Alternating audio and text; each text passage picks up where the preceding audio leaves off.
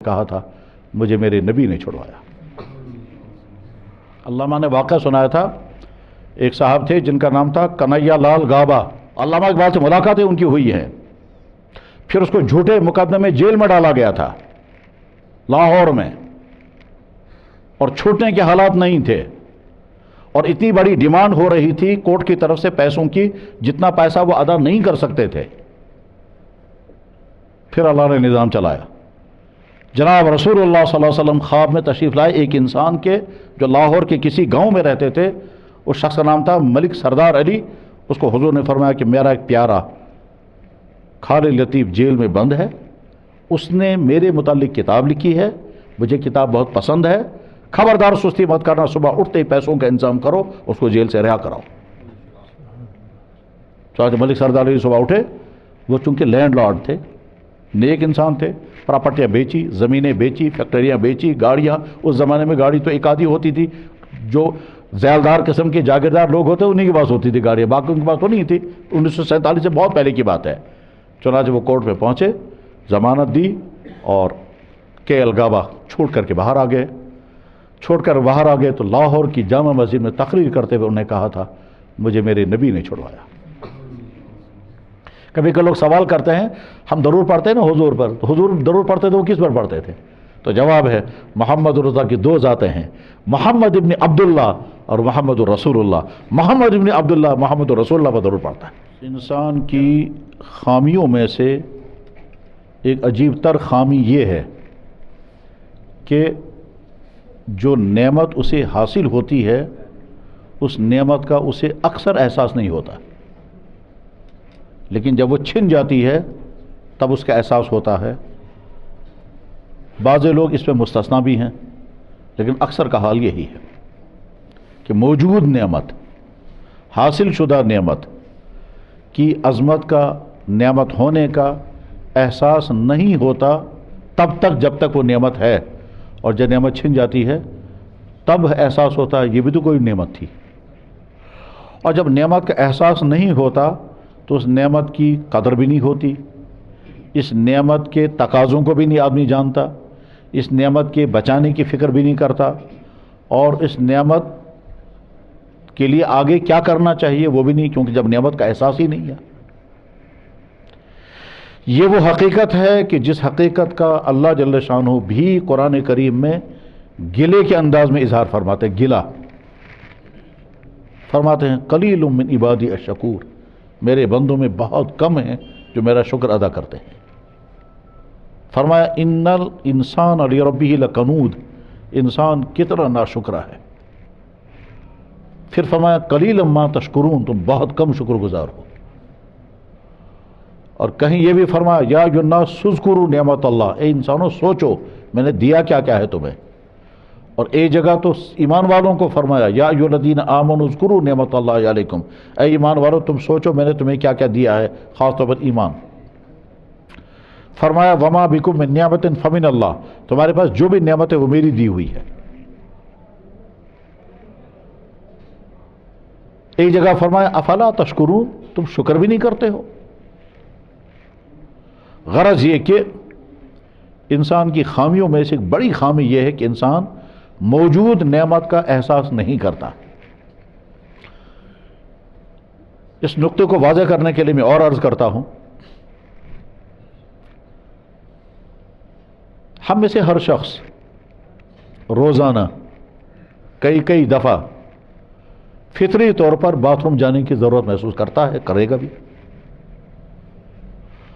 اور bath room جاتے ہوئے کبھی وقت لگتا ہے 10 منٹ، آدھا گھنٹہ، کبھی گھنٹہ بھی لگتا ہے۔ بعض دفعہ انسان کو ایک فطری تقاضا ہوتا ہے واش روم جانے کا، لیکن موقع نہیں ہوتا ہے، تب تک انتظار کرتا ہے جب تک وہ موقع آئے گا۔ فرض کیجئے گاڑی میں جا رہے ہوں اور اندازہ ہے کہ نہیں ابھی بہت دیر لگے گی، تب تک انسان کنٹرول میں رکھتا ہے۔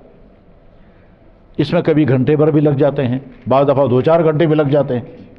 اس پورے ٹائم میں یہ جو اپنے فطری تقاضے کو روک کر رکھا اس نے، یہ روک کر رکھنے کا سسٹم جو اللہ نے دیا ہے یہ بہت بڑی نعمت ہے، لیکن سمجھ میں تب آئے گا جب یہ چھن جائے گا،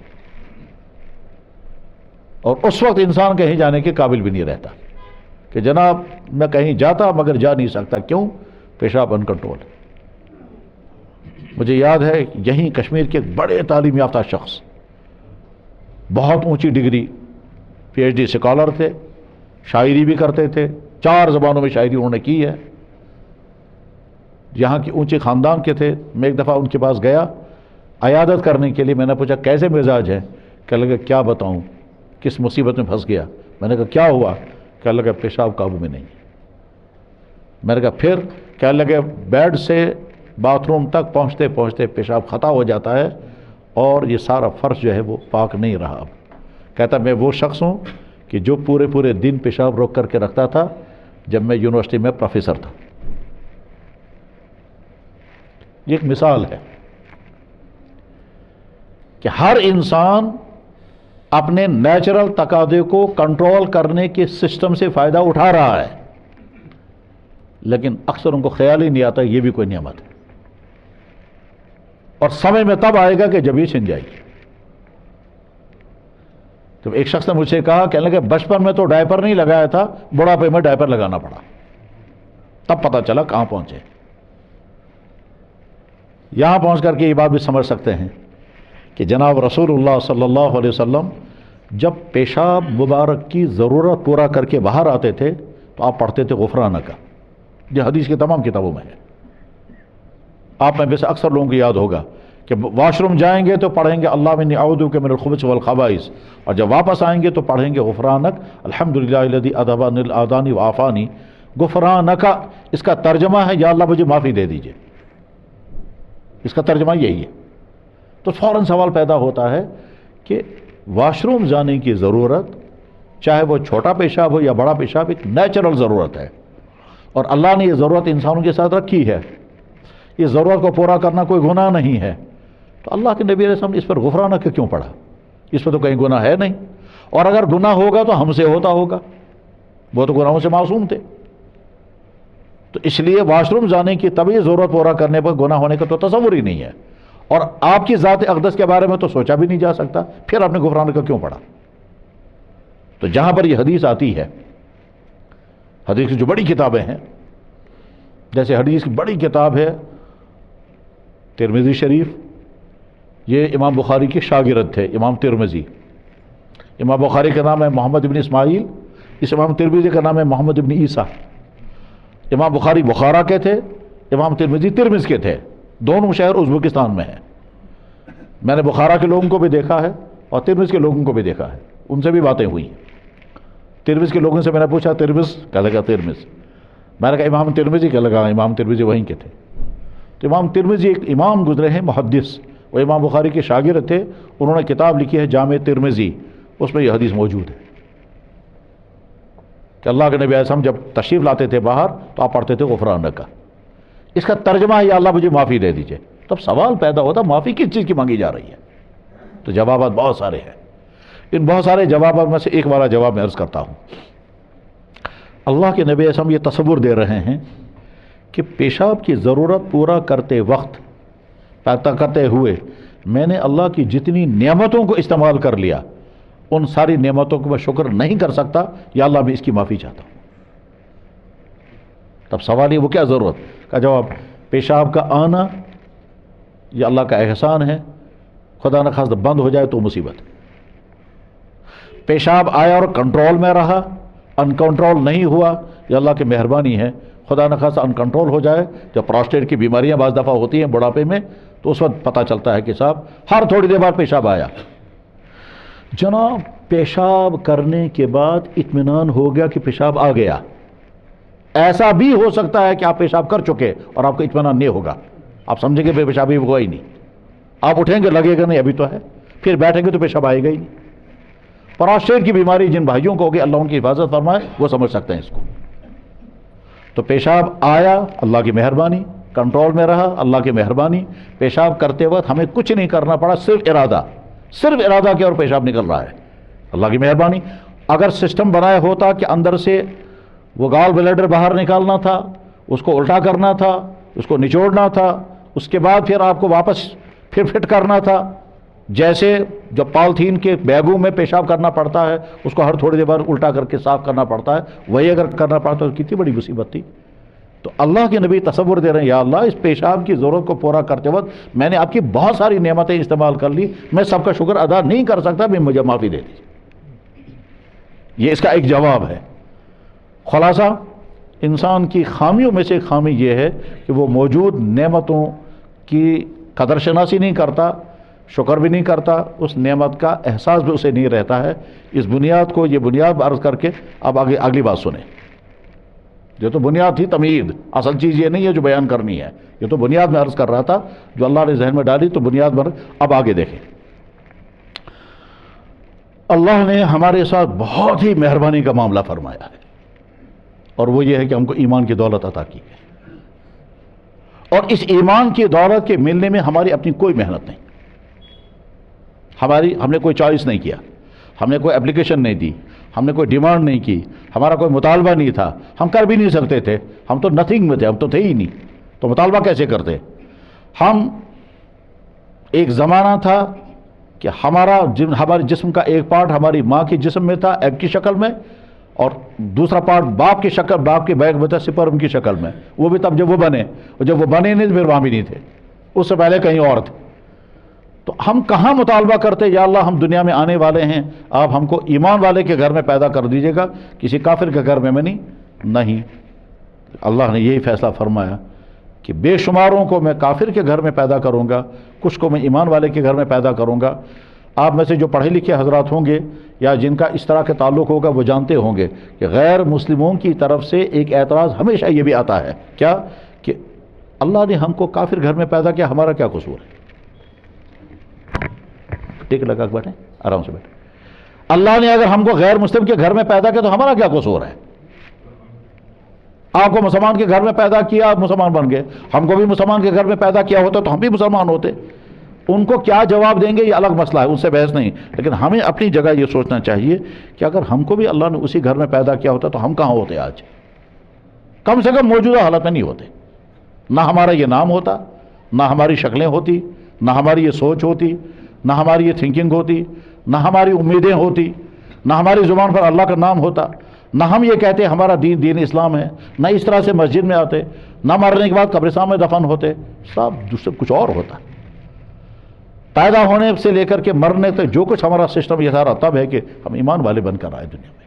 اگر کسی اور گھر میں پیدا ہوئے ہوتے تو ہو سکتا ہے کچھ ایسی چیز منہ میں ڈالی گئی ہوتی جس کا آج ہم نام لینا بھی پسند نہیں کرتے، کیونکہ میں ایسے انسانوں کو جانتا ہوں جنہوں نے مجھے خود کہا کہ ہمارے ہاں جب بچہ پیدا ہوتا ہے تو ہم اس کو فلاں جانور کا پیشاب اس کے منہ میں ڈالتے ہیں، مجھ سے خود کہا، کیونکہ وہ ہمارے پڑوسی، میں رہا ہوں ان کے ساتھ۔ ہمارے ہاں جب بچہ پیدا ہوتا ہے تو ہم سب سے پہلے اذان پڑھتے ہیں، تو اذان اس لیے پڑھی گئی کیونکہ مسلمان کے گھر میں پیدا ہوئے۔ ہمارے ماں باپ نے اللہ کا شکر ادا کیا، اللہ کا شکر ادا کیا ہوگا، کسی اور کا نہیں، یہ سب اس لیے کہ ہم مسلمان تھے، تو اللہ نے ایمان کی دولت عطا فرمائی۔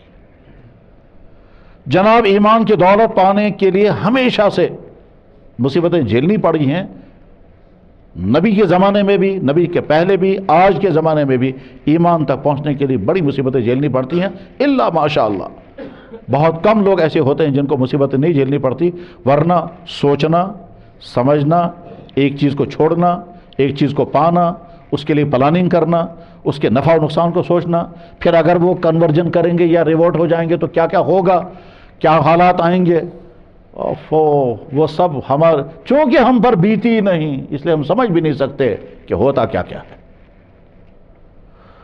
کاش کبھی توفیق مل جائے اور مزاج بن جائے ان بھائیوں کی کتابیں پڑھنے کا جن بھائیوں نے ایمان قبول کیا اور پھر ان پر کیا بیتی ہے، وہ رودادیں پڑھیں، اور اس موضوع پر باقاعدہ کتابیں لکھی گئی ہیں جن میں ان بھائیوں کے حالات لکھے گئے ہیں کہ جن بھائیوں نے کوئی سا بھی کفر چھوڑا اور ایمان کی طرف آئے۔ ایک دفعہ علامہ اقبال نے اپنے دوست سے کہا تھا، میرا جی چاہتا ہے کہ کوئی آدمی اٹھے اور ان لوگوں کے حالات لکھے جن لوگوں نے کوئی سا بھی کفر چھوڑا اور ایمان کی طرف آئے، تو ہمارے سامنے ہمارے اسلام کی ایک نئی پکچر آئے گی۔ جن صاحب سے علامہ نے کہا، انہوں نے کہا سر میں لکھوں گا، تو علامہ نے کو گائیڈنس کیا کہ آپ ایسے لکھو. اس شخص نے کہا پہلے چند واقعات آپ ہی بتا دیجئے. تو علامہ کے بعد 3 واقعات سنائے تھے، وہ کتاب میں چھپے ہوئے ہیں، دلی سے کتاب ابھی میرے پاس میں موجود ہے. اس میں بتایا تھا میں 3 واقعات تو میں ہی بتاتا ہوں تمہیں جن کو میں جانتا ہوں کہ انہوں نے کفر چھوڑا اور ایمان کی طرف آئے. اس میں ایک واقعہ سنایا تھا، وہ علامہ نے واقعہ سنایا تھا. ایک صاحب تھے جن کا نام تھا کنیا لال گابا، اور وہ کیمبرج میں پڑھتے تھے 1947 سے پہلے، اور وہیں انہوں نے اسلام قبول کیا تھا. اور اسلام قبول کرنے کے بعد پھر ان کا نام رکھا گیا تھا خالد لطیف غابہ. پہلے بھی وہ کے ایل غابہ تھا، بعد میں وہ کے ایل غابہ رہے. پھر اس نے کتاب لکھی تھی دا پروفٹ آف ڈیزرٹ. علامہ اقبال سے ملاقاتیں ان کی ہوئی ہیں. پھر اس کو جھوٹے مقدمے میں جیل میں ڈالا گیا تھا لاہور میں، اور چھوٹنے کے حالات نہیں تھے، اور اتنی بڑی ڈیمانڈ ہو رہی تھی کورٹ کی طرف سے پیسوں کی، جتنا پیسہ وہ ادا نہیں کر سکتے تھے. پھر اللہ نے نظام چلایا. جناب رسول اللہ صلی اللہ علیہ وسلم خواب میں تشریف لائے ایک انسان کے جو لاہور کے کسی گاؤں میں رہتے تھے. اس شخص کا نام تھا ملک سردار علی. اس کو حضور نے فرمایا کہ میرا ایک پیارا خالد لطیف جیل میں بند ہے، اس نے میرے متعلق کتاب لکھی ہے، مجھے کتاب بہت پسند ہے، خبردار سستی مت کرنا، صبح اٹھتے ہی پیسوں کا انتظام کرو، اس کو جیل سے رہا کراؤ. چنانچہ ملک سردار علی صبح اٹھے. وہ چونکہ لینڈ لارڈ تھے، نیک انسان تھے، پراپرٹیاں بیچی، زمینیں بیچی، فیکٹریاں بیچی، گاڑیاں. اس زمانے میں گاڑی تو ایک آدھی ہوتی تھی، جو ذیلدار قسم کے جاگیردار لوگ ہوتے انہیں کے پاس ہوتی تھی گاڑیاں، باقی ان کے پاس تو نہیں تھی. 1947 سے بہت پہلے کی بات ہے. چنانچہ وہ کورٹ میں پہنچے، ضمانت دی، اور کے ایل غابہ چھوڑ کر کے باہر آ گئے. چھوڑ کر باہر آ گئے تو لاہور کی جامع مسجد میں تقریر کرتے ہوئے انہوں نے کہا تھا مجھے میرے نبی نے چھڑوایا. تو ایسے بھائیوں کے حالات پڑھنے چاہیے کہ کفر چھوڑ کر ایمان کی طرف آتے ہوئے کیا کیا مصائب جھیلنے پڑے، کن کن مشکلات کا سامنا. اس شخص کو بھی بڑی مشکلات کا سامنا کرنا پڑا ہے بمبئی میں. مجھے وہ تفصیل نہیں بتانی ہے، یہ تو بیچ میں بات آ گئی. اللہ نے ہم سے کوئی امتحان نہیں لیا، اللہ نے ہم سے کوئی مصیبت برداشت نہیں کروائی، کیونکہ ایمان والے کے گھر میں پیدا کیا. اب ہم سوچیں ذرا سا، کیا ہمیں اس نعمت کے ملنے پر جو احساس ہونا چاہیے شکر کا، جو احساس ہونا چاہیے اللہ کی عطا کا، ویسا ہے؟ شاید نہیں، شاید نہیں ہے. ہونا چاہیے کہ یا اللہ اگر کسی کفر کے گھر میں پیدا کیا ہوتا تو شاید ہم اپنے بارے میں گارنٹی نہیں دے سکتے کہ ہم اس میں سے اپنے آپ کو نکال کر یہاں لے آتے. جیسے بے شمار انسان اسی کفر کی زندگی گزار رہے ہیں، ان کی خوشیاں ان کو سوچنے نہیں دیتی. دنیا میں کچھ چیزیں ایسی ہیں کہ جو بہت کچھ سوچنے نہیں دیتی، جیسے عہدہ، جیسے کرسی، جیسا پیسہ، جیسا سٹیٹس. یہ سوچنے نہیں دیتا انسان کو کہ میرے اندر کمیاں کیا کیا ہیں. ہمارے بے شمار بھائی مسلمان دفتروں میں اونچے عہدوں پر ہیں، وہ عہدہ، وہ کرسی نہیں سوچنے دیتی کہ صاحب کے اندر کمیاں کیا کیا ہیں. ان میں ایسا بھی ہیں، ایسے بھی بھائی ہو سکتے ہیں کہ جن کو وضو بھی نہیں آتا، لیکن چونکہ وہ کرسی پر ہیں وہ کرسی سوچنے نہیں دیتی اپنی کمیوں کو. اور جب ریٹائر ہو کر کے زمین پر آتا ہے تب سوچتا ہے اب میں کہاں ہوں. تب کبھی کبھی خیال آتا ہے میں تو کچھ بھی نہیں. لیکن تب تک آدمی، چیزیں انسانوں کو دھوکے میں رکھتی ہے، ڈگریاں انسانوں کو دھوکے میں رکھتی ہے. جناب میں نے ڈبل ڈگری کی ہے، ٹھیک ہے بہت اچھی بات ہے ڈگری آپ کی ہے، لیکن اس کے ساتھ ساتھ آپ یہ بھی تو دیکھیں آپ مسلمان ہیں، اسلام کی کتنی معلومات ہیں آپ دیکھیں گے. میرے بھائی بس کیا ہمیں احساس ہے؟ اگر ہے تو بہت الحمدللہ، اور اگر احساس نہیں تو احساس پیدا کرنا چاہیے، اور کبھی تنہائی میں بیٹھ کر سوچنا چاہیے کہ یا اللہ اگر آپ نے مجھے کسی کفر کے گھر میں پیدا کیا ہوتا تو میں کہاں ہوتا آج.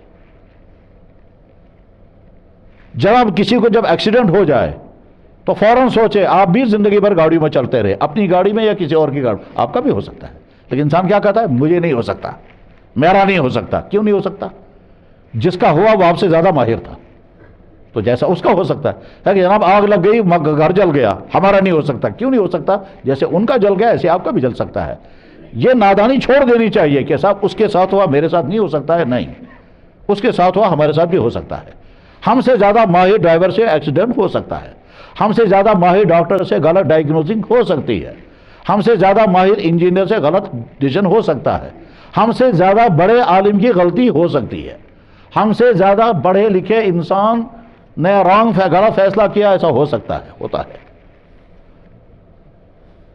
اسٹوڈنٹ استاد کو کہتا ہے سر غلطی ہو گئی، آپ کا غلط ہو گیا۔ امام بخاری رحمہ اللہ تعالیٰ جب چھوٹے بچے تھے اور حدیث پڑھنے کے لیے آئے تو انہیں کھٹ سے کہا حضرت آپ کی حدیث غلط ہو گئی۔ انہوں نے کہا چھوٹے سا بچہ ہے، کیا مجھے کہتے ہو حدیث غلط ہو گئی، تم کیسے کہہ سکتے ہو؟ کہا کہ حضرت آپ کتاب میں دیکھ لیں۔ انہوں نے کہا چھوٹا سا بچہ تم مجھے کیا کہو گے میری حدیث غلط ہو گئی؟ کہا سر حضرت کتاب میں دیکھ لیں، آپ کتاب میں جا کے دیکھ لیجئے کیا ہے۔ تو انہوں نے کہا چپ بیٹھو۔ امام بخاری چھوٹا بچہ تھا، خاموش بیٹھے۔ اگلے دن بولا بھائی کہاں گیا وہ بچہ؟ جی۔ کہا تم صحیح کہتے تھے، کتاب میں وہی لکھا جو تم بتا رہے تھے۔ شاگرد نے استاد تو غلطی ہو سکتی ہے۔ میرے بھائی اللہ نے ہم کو ایمان کی دولت عطا فرمائی، مزاج بنائیں، کبھی تنہائی میں بیٹھ کر کے اللہ کے بارگاہ میں شکر ادا کریں، اور بہت خوش ہوتے ہیں اللہ تعالیٰ شانو جب بندہ کہتا ہے یا اللہ آپ کا شکر۔ فرمایا لئن شکرتم لازیدنکم، اگر تم شکر ادا کرو گے میں اور عطا کروں گا۔ مزاج بنائیں شکر کا پیدا کرنے کا۔ جناب جو ہے اگر نہ ہوتا تو کیا ہوتا؟ جو ہے اگر نہ ہوتا تو کیا ہوتا؟ ایمان ہے نہ ہوتا تو کیا ہوتا؟ صحت ہے نہ ہوتی تو کیا ہوتا؟ گھر ہے نہ ہوتا تو کیا ہوتا؟ اولاد ہے نہ ہوتی تو کیا ہوتا؟ عہدہ ہے نہ ہوتا تو کیا ہوتا؟ رات کو نیند آ گئی نہ آتی نہ ہوتی تو کیا ہوتا؟ کھانا مل گیا نہ ملتا تو کیا ہوتا؟ کھانا کھایا کھا پائے نہیں کھا پاتے تو کیا ہوتا؟ ڈائجسٹ ہو گیا نہیں ہو پاتے تو کیا؟ جناب ہر چھوٹی اور بڑی چیز کے متعلق سوچا جائے، نہ ہوتا تو کیا ہوتا؟ ابھی میں چند دن پہلے ایک ڈاکٹر کی خدمت میں گیا عیادت کرنے۔ ڈاکٹر کے پاس تو جاتا ہے آدمی علاج کرانے، میں ان کی عیادت کرنے کے لیے گیا۔ دیندار، نمازی، روزہ، سب کچھ، بہت حسرت کے ساتھ کہتے رہے زندگی بھر میں علاج کرتا رہا، ہزاروں کا علاج کیا، آج خود بیمار ہوں۔ نہ جانے کتنے کینسر پیشنٹوں کا میں نے علاج کیا، آج خود کینسر پیشنٹ ہوں۔ پھر غم حسرت کے ساتھ کہنے لگے کچھ سمجھ میں نہیں آتا ہے اس کشمیر میں اتنا کینسر کیوں پھیل گیا ہے، باقی وہاں کنیا کماری سے یہاں تک کہیں اتنا نہیں ہے جتنا ہے کشمیر۔ حسرت کے ساتھ کہہ رہے تھے۔ میرے بھائیوں مزاج بنائیں، جو ہے اللہ نے نعمت عطا کی ہے شکر پڑھنے کے مزاج بنائیں۔ اب جب اللہ نے ہم کو یہ ایمان کی دولت عطا فرمائی ہے، الحمدللہ علی نعمت الایمان، یا اللہ شکر آپ کی بارگاہ میں، بہت شکر، بہت ہی شکر۔